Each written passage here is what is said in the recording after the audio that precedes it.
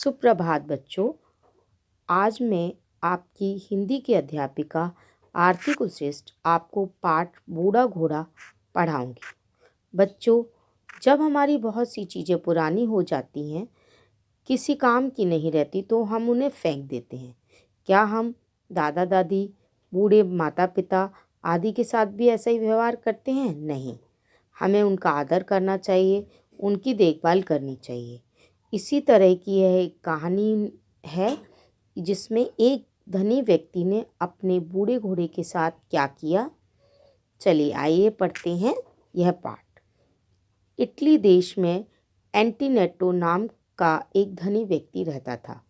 उसके पास एक शानदार अरबी घोड़ा था। एंटीनेटो उसकी अच्छी देखभाल करता था।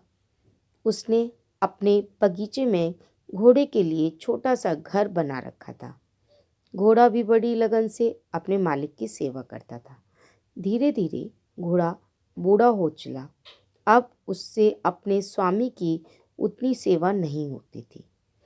एंटीनेटो को उसका दाना पानी अखरने लगा। एक दिन उसने बूढ़े घोड़े को बाग के बाहर खदेड़ दिया। घोड़ा बेचारा भोजन की तलाश में मारा मारा फिरने लगा। उसे जो भी घास फूस सड़ी गली सब्जियां मिल जाती, वह उन्हें खाकर पेट भर लेता। इटली के राजा के महल के बाहर बहुत सुंदर बगीचा था। राजा ने बगीचे के द्वार पर रस्सी में एक घंटी बंधवा रखी थी।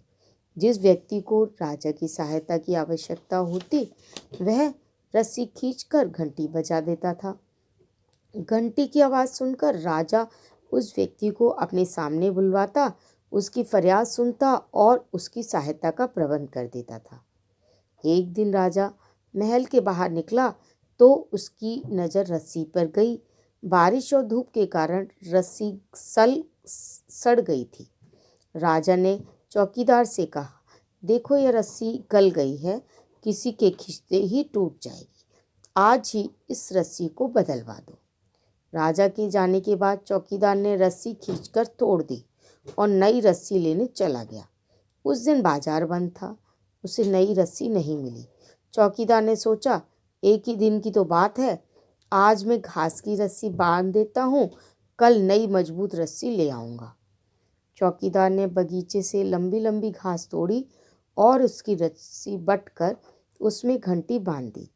तभी भूख से व्याकुल एंटीनेटो का बूढ़ा घोड़ा उधर से आ निकला। हरी घास की रस्सी देखकर उसके मुंह में पानी आ गया और वह रस्सी चबाने लगा। खाते खाते रस्सी को झटका लगा और घंटी बज उठी। राजा ने घंटी की आवाज़ सुनी तो सेवक को बाहर भेजा। सेवक ने आके कहा, महाराज, फाटक के पास एक बूढ़ा घोड़ा खड़ा है। लगता है वह बहुत भूखा है, इसलिए वह घंटी में बंधी रस्सी ही खा गया। राजा ने तुरंत सेवक को आज्ञा दी, घोड़े को बगीचे में ले आओ और उसे दाना पानी दो। उसने घंटी बजाकर हमारी सहायता मांगी है। यह भी पता करो कि यह घोड़ा किसका है और ऐसे क्यों भटक रहा है। थोड़ी देर बाद सेवक ने आके सूचना दी, महाराज, यह घोड़ा रईस एंटीनेटो का है, उसने इसे घर से निकाल दिया है।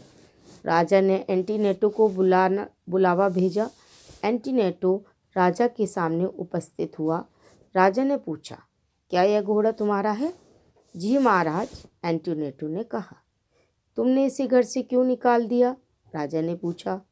एंटीनेटो बोला, यह घोड़ा मेरे किसी काम का नहीं रहा महाराज, यह बूढ़ा हो गया है, इसे रखकर मैं क्या करूँगा।